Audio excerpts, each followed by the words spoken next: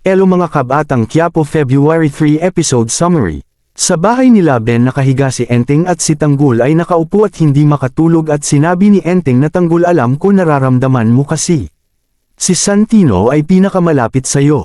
At sinabi Enteng na napakahirap mawalan ng kapatid mo din kami lahat nandito lang kami para sa'yo maiwan mo na kita pero kung sakaling gusto mo kausap sabihan mo lang kami.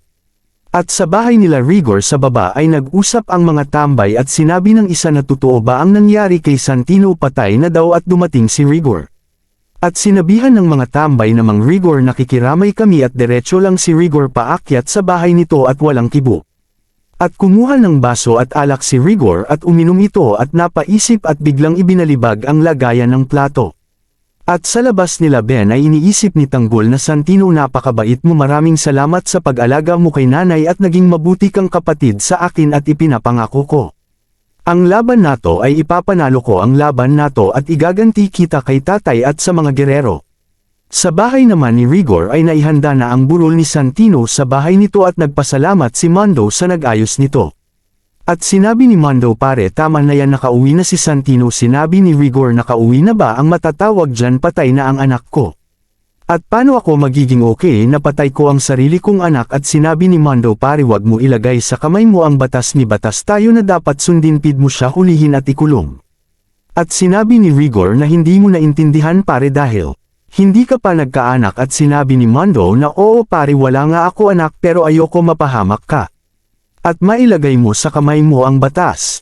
Sa bahay nila Kong Leo sinabi ni Meretz na pupunta ako sa San Dimas at sinabi nila Tindeng sama kami at sabi naman Meretz wag na kasi hindi natin alam. Ang galit ni Rigor. At sinabi ni Tindeng at Roda sige mag-iingat ka Meretz. Sa bahay nila Rigor ay sinabi na wala na ang pagiging pulis ko ang pagiging tatay ko na ang tumatakbo isinusumpa ko kay David at Santino sa kamay ko. Mamatay ang Tanggol na yan. Sa bahay naman nila Ben sinabi ni Ramon na Tanggol kamusta ka na at sumagot si Tanggol di ko na alam nangyayari sakin wala na akong nagawang tama puro kamalasan na lang at sinabi ni Enteng na hindi totoo yan at sinabi ni Tanggol tama sinabi ni Ben lahat ng tao na malapit sa akin ay namamatay. At sinabi ni Enteng hindi totoo yan ipinaglalaban mo lang ang tama. At sa mission naman ng mga gerero sumugod ang mga rallyalista at tumakbo si Sandy papunta kala Mayor at Vice at sinabi kong Mayor sumusugod ang mga nagro-rally at sinabi no Roberto na ipadala ang mga pulis ay sinabi.